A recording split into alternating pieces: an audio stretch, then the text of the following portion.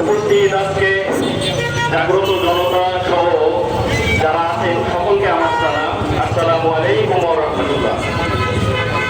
আমরা আজকে মানববন্ধনে যে দাঁড়িয়েছি, সকলে আপনারা জানেন যে সাগর প্রয়াস সেনা বিনোদন পার্কে বাণিজ্য মেলার নামে জুয়া, হাউজি সহ বিভিন্ন ধরনের অনৈতিক কাজের প্রশাসন সহ বিভিন্ন মানুষের উপস্থিতিতে এই হাউজি, লটারি সহ বিভিন্ন কিছু আয়োজন করতেছে, যেগুলো আমাদের সমাজ সহ সমাজের আশেপাশে যত ধরনের মানুষ আছে সকলের বিভিন্ন ধরনের সমস্যা তৈরি করতেছে।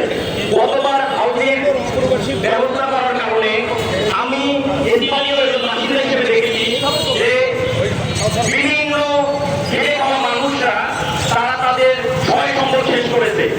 এই হাউজি লোভে, লটারি লোভে তারা তাদের বিভিন্ন জিনিসপত্র বিক্রি করে সেখানে তার টাকাগুলো নষ্ট করেছে। এটা এক ধরনের মানুষের আয়ওয়াজ করে তারা সমাজের সকল ধরনের অর্থ লুটপাট করার চক্রান্তে তারা নেমেছে।